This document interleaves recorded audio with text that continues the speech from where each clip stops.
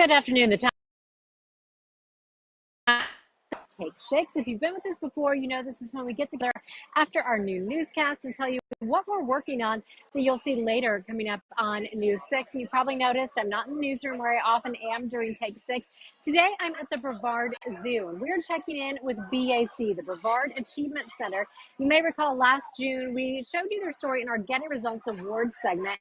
Their organization in Brevard County that serves adults with disabilities, helps get them job skills, helps get them into the community, and their mission is inclusivity. Now, while we're at the Brevard Zoo, we're here checking out the Color Fest, and it is partnering with BAC and several schools in Brevard County.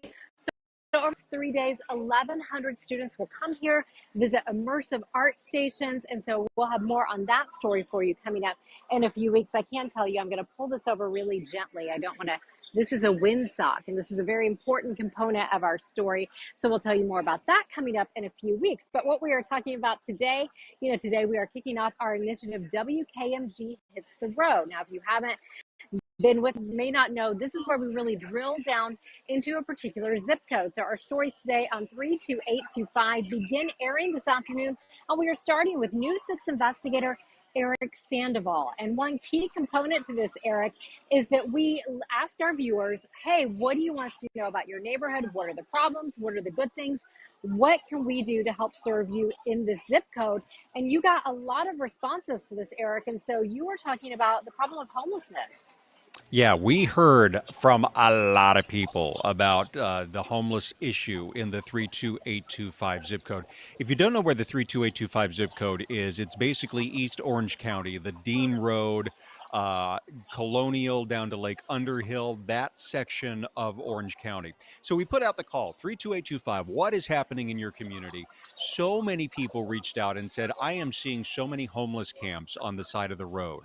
I am seeing so many more people begging for money at intersections, Colonial and Dean being one of them, Colonial and Econ being another one. They're just seeing an influx of homeless people.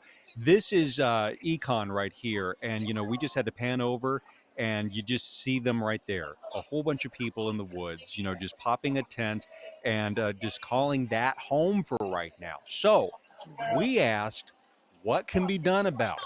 So, Julie, we went in search of solutions. Mhm.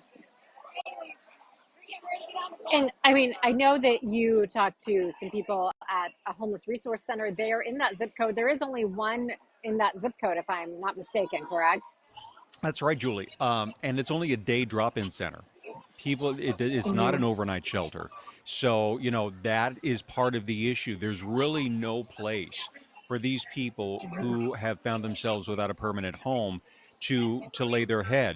Some of them are even sleeping at the front gate of that homeless Mm. resource center right along Colonial Drive because they have nowhere to go.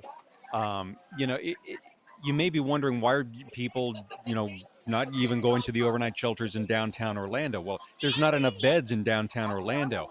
And I asked the head of the resource center, why are people staying here? Why here? Why 32825?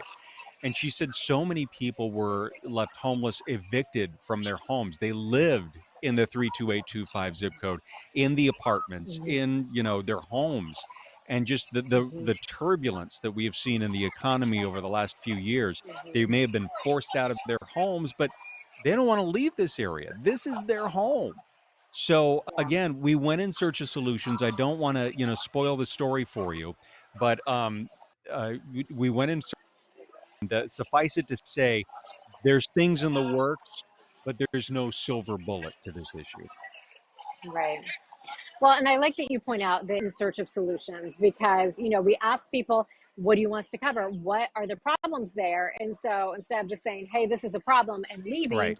you went far and wide. I know you went outside of Central Florida looking for those solutions. Like you said, you don't want to give away your story, Well, but I'll that's say why we went this all is the way to so important. Tallahassee. We took it that Yeah. seriously. We went to Tallahassee to say, "Hey, what's being done about this?" And it really made us feel better that we followed somebody from Central Florida on their way to Tallahassee to testify about what needs to be done. And it looks like lawmakers are about to pass something that may help, Uh, some people say it'll help. Some people say it'll just be a Pandora's box. We'll explore that a little bit more in our story, but things are happening. Let me put it that way. Okay. And what time can we see your story?